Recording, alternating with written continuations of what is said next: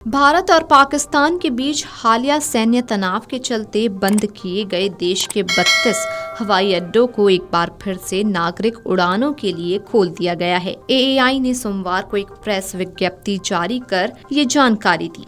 एआईआई ने इन हवाई अड्डों पर तत्काल प्रभाव से उड़ान संचालन बहाल करने को लेकर औपचारिक घोषणा की। गौरतलब है कि भारत पाक के बीच सैन्य टकराव के कारण 9 मई से 15 मई तक देश के उत्तर और पश्चिमी हिस्सों में स्थित 32 हवाई अड्डों, जिनमें की श्रीनगर और अमृतसर जैसे प्रमुख एयरपोर्ट शामिल हैं, से नागरिक उड़ानों का संचालन अस्थायी रूप से निलंबित कर दिया गया था।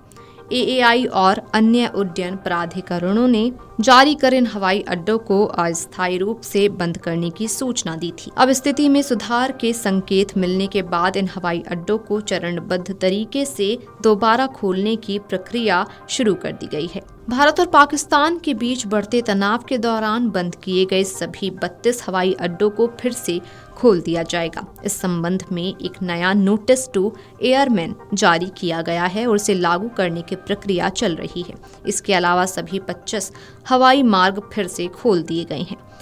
एयरपोर्ट अथॉरिटी ऑफ इंडिया यानी कि एएआई और अन्य उड्डयन प्राधिकरणों ने नोटम यानी कि नोटिस टू एयरमैन जारी कर इन हवाई अड्डों को अस्थायी रूप से बंद करने की सूचना दी थी। अब स्थिति में सुधार के संकेत मिलने के बाद इन हवाई अड्डों को चरणबद्ध तरीके से दोबारा खोलने की प्रक्रिया शुरू कर दी गई है। जो एयरपोर्ट अस्थायी रूप से बंद किए गए उनमें चंडीगढ़, श्रीनगर, अमृतसर, लुधियाना, भुंतर, किशनगढ़, पटियाला, शिमला, धर्मशाला और भटिंडा जैसे प्रमुख एयरपोर्ट्स भी शामिल थे। इसके अलावा रणनीतिक रूप से महत्वपूर्ण स्थानों जैसे कि जैसलमेर, जोधपुर, लेह, बीकानेर, पठानकोट, जम्मू, जामनगर और भुज के एयरपोर्ट्स को भी अस्थायी रूप से बंद कर दिया गया था। दरअसल जम्मू कश्मीर के पहलगाम में हुए आतंकी हमले में 26 लोगों की जान जाने के बाद भारत द्वारा 7 मई को ऑपरेशन सिंदूर शुरू किया गया था। इसमें पाकिस्तान और पीओके में 9 आतंकी ठिकानों पर मिसाइलें दागी गई थीं।